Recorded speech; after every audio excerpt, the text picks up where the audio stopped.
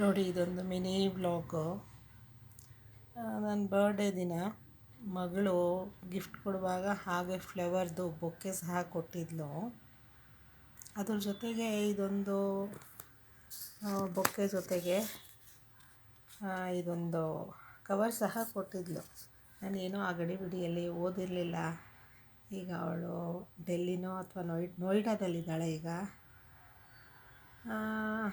ಏನು ಬರ್ತಿದ್ದಾಳೆ ಅಂತ ಇವತ್ತು ನೋಡ್ತಾ ಇದ್ದೀನಿ. ಸ್ವಲ್ಪ ಎಮೋಷ್ನಲ್ ಆದೆ. ಏನು ಬರ್ತಿದ್ದಾಳೆ ಅಂದರೆ, ಮಾಮ್, ಹ್ಯಾಪಿಯೆಸ್ಟ್ ಬರ್ಡೇ ಅಮ್ಮ. Thank you for being one of the few people who make me smile every day. Thank you for creating a path for me with all your hard work ಅಂತ. ಅದ್ರ ಜೊತೆಗೆ I hope one day I can do justice for the name you have earned.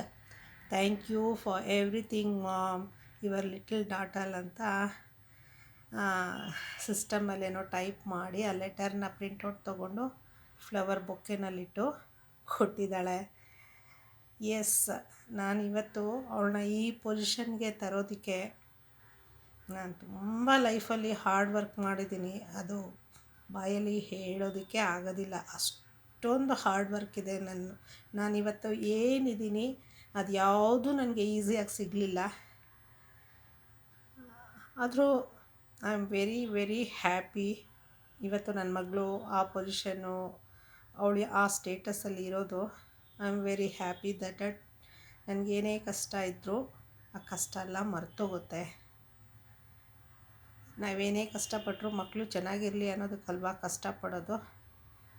ಹಾಗಾಗಿ ಈ ಲೆಟರ್ನ ನೋಡ್ತಾ ನನಗೆ ಒಂದು ಸ್ವಲ್ಪ emotional ಆದೆ. ಬಟ್ ಅವಳಿಗೆ ಅಷ್ಟೇ ಗಟ್ಸಿದೆ. ಅವಳಿಗೆ ಏನಾದರೂ ಒಂದು ಸಾಧಿಸ್ಬೇಕು ಅಂತ ಒಂದು ಹಠ ಇದ್ದರೆ ಖಂಡಿತವಾಗ್ಲೂ ಸಾಧಿಸ್ತಾಳೆ ಅವಳು. ನಾನು ಅವಳನ್ನ ಇವತ್ತೇ ಅಲ್ಲ, ಚಿಕ್ಕ ಮಗುವಿಂದ ನಾನು ಅಬ್ಸರ್ವ್ ಮಾಡಿದ್ದೀನಿ. ಏನಾದರೂ ಒಂದು ಕೆಲಸ ಹಿಡ್ದ ಅಂದರೆ ಅದು ಫಿನಿಷ್ ಮಾಡೋವರೆಗೂ ಬಿಡೋದಿಲ್ಲ. ಆ ಥರ ಒಂದು ಕಲಿಬೇಕು ಅಂದರೆ ಯಾವುದಾದ್ರೂ ಕಲಿಯೋವರೆಗೂ ಬಿಡೋದಿಲ್ಲ.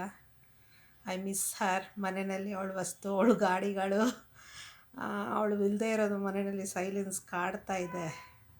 ಬರ್ತಾಳೆ ಇವತ್ತೋ ನಾಳೆನೋ, ವೆಯ್ಟ್ ಮಾಡ್ತಾ ಇದ್ದೀನಿ.